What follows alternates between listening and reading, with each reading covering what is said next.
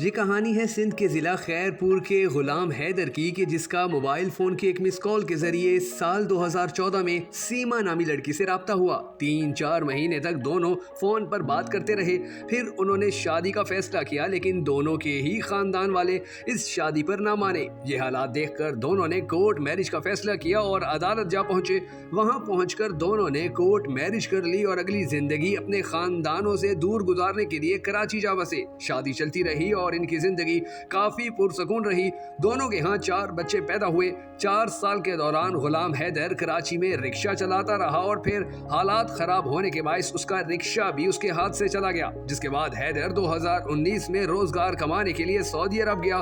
उसने वहां मुसलसल और कड़ी मेहनत की। फिर इसी मेहनत मजदूरी की कमाई से उसने कराची में एक छोटा सा मकान अपनी बीवी और बच्चों को लेकर दे दिया। वक्त गुजरता रहा और बदतरीन हालात से निकलकर उसकी फैमिली अच्छे हालात की तरफ लौट आई।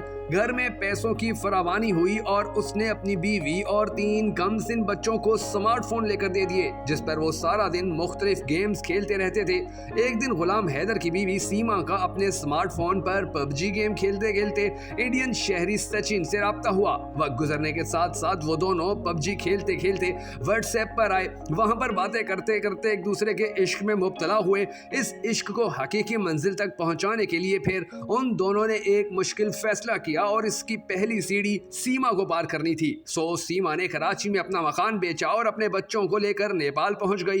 नेपाल पहुंचने के बाद सबसे पहले उसने हिंदू मजहब अख्तियार किया और मंदिर में जाकर इंडिया के हिंदू लड़के सचिन से शादी कर ली। वो सचिन की मदद से बच्चों समेत गैर कानूनी तौर पर नेपाल से भारत में दाखिल हुई और दोनों दिल्ली के करीबी इलाके में किराए के मकान में रहने लगे। कुछ दिन बाद सचिन ने इंडिया में अपनी शादी रजिस्टर करवाने के लिए सीमा की जाली दस्तावेज तैयार करवाने के लिए एक एजेंट से राब्ता किया जो पुलिस का मुखबर था। ये बात उस एजेंट तक पहुंचना थी कि सीमा अपने 4 बच्चों और सचिन नामी आशिक समेत पुलिस के हत्थे चढ़ गई। अलबत्ता भारतीय अदालत ने उसका केस सुनकर उसे जमानत पर रिहा कर दिया। सीमा ने इंडियन सहाफियों को बताया कि वो अपने खामद गुलाम हैदर को छोड़कर अपनी मर्जी से नेपाल से भारत पहुंची है। सचिन के इश्क में उसने इस्लाम छोड़कर हिंदू मजहब अख्तियार किया है और नेपाल के मंदिर में उसने सचिन से शादी कर ली है। अब वो कभी किसी सूरत वापस पाकिस्तान नहीं जाएगी।